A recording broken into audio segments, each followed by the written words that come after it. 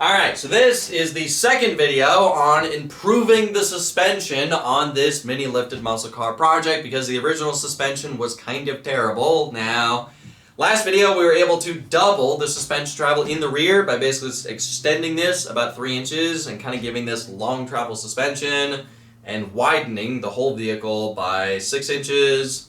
Now, we're not done. We still need to weld the CV axles together, but we'll do that later. Right now, let's work on the front suspension. Now, for the front, all we're basically doing is just extending this by about 3 inches on each side, making it to where we can have as much suspension travel as possible for this setup. Now, I will be reusing the heim joints and all the bungs for the A-arms and the tie rods, so I do need to cut all this stuff apart. But it really shouldn't be that hard. All we're basically doing is just taking the A-arms and the tie rods and just extending them by about 3 inches.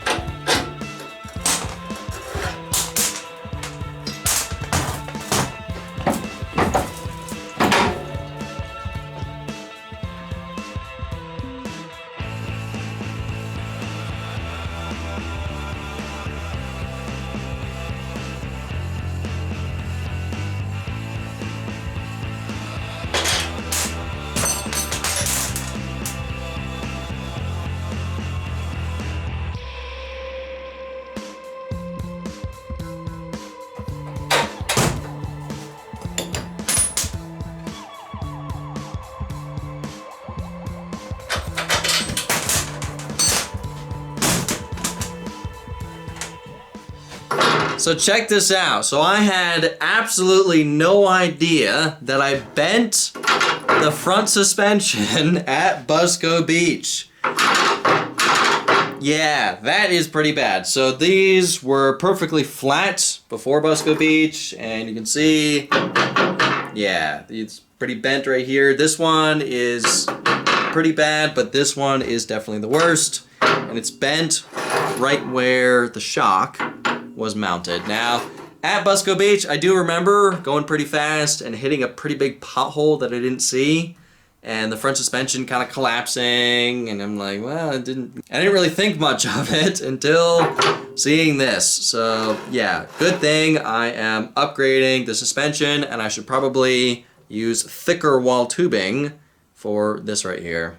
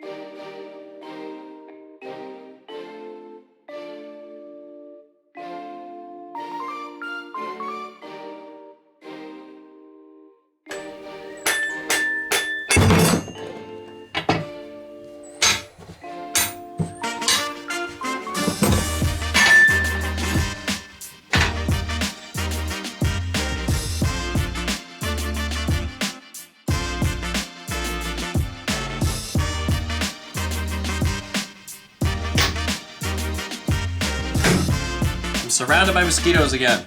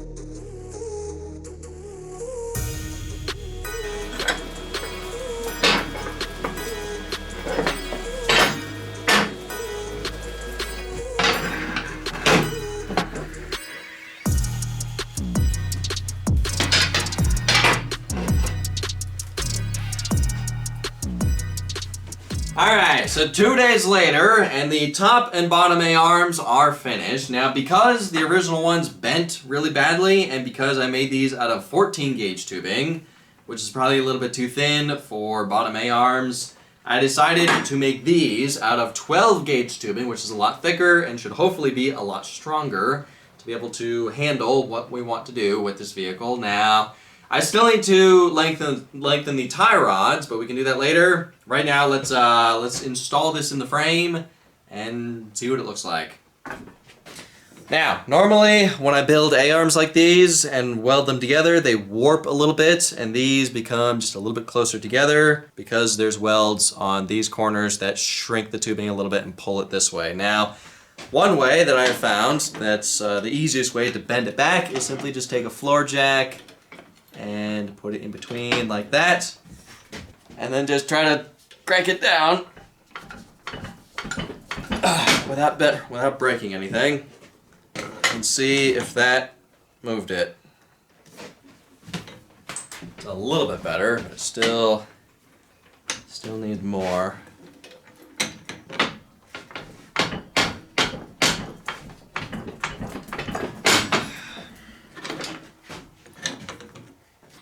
Perfect. Awesome.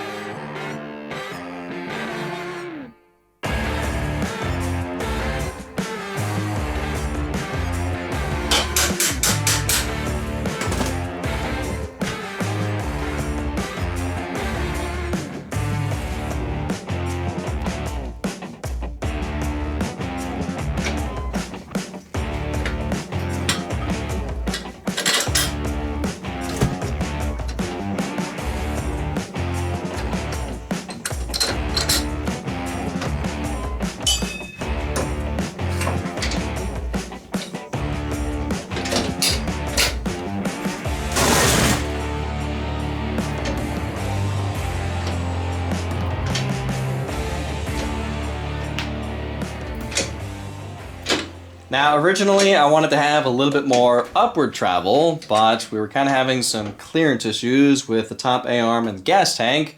And obviously this shock has a rubber bump stop on here, which can squish a little bit. So I wanted to make sure, even if that squishes all the way, that we still have a decent gap between the A-arm and the gas tank.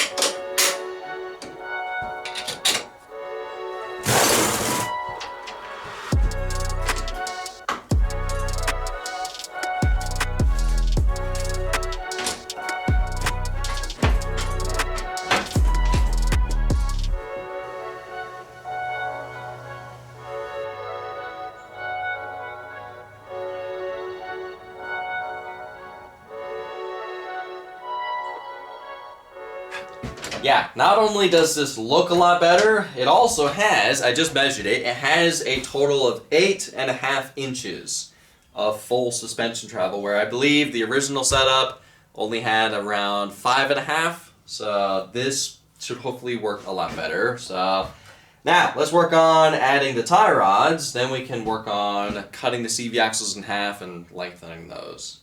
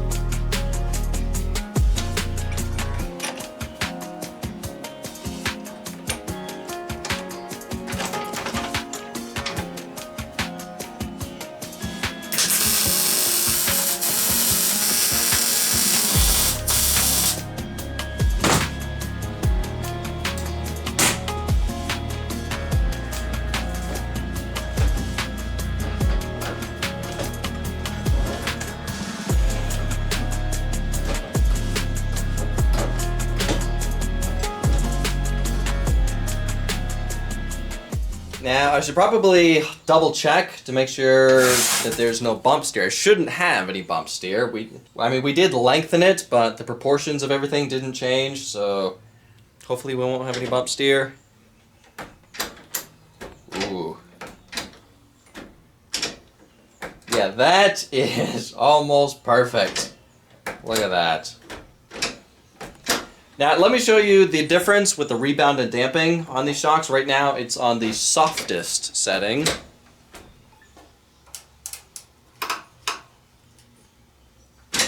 Ooh. Yeah, yep, that's definitely a difference. Holy crap.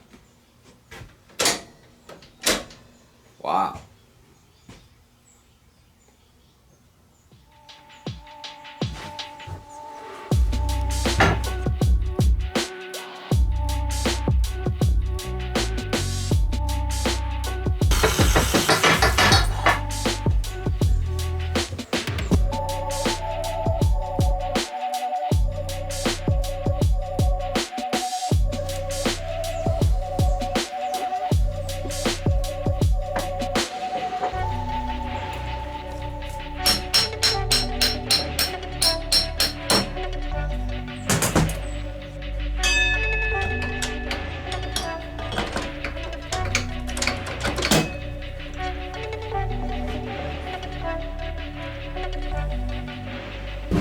Alright, so next thing is honestly the thing that I've not really been looking forward to. We need to weld the CV axles together. Now, we need to do it for the front as well as the rear, and because I'm lengthening them, I need to weld something in between, which means there's going to be 2 welds per CV axle. That is a total of 8 welds that I need to TIG weld 100% from the root all the way to full size.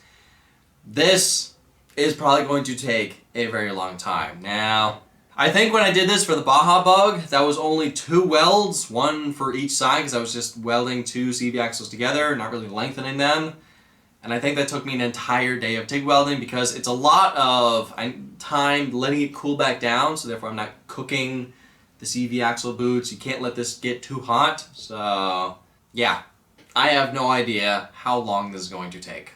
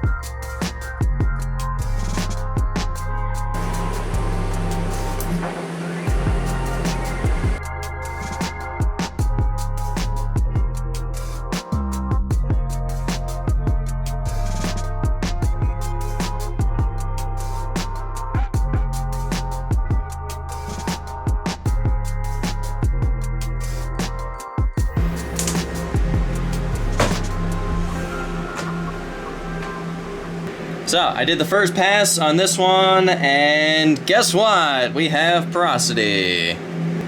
So just, yep, clean it up and retry.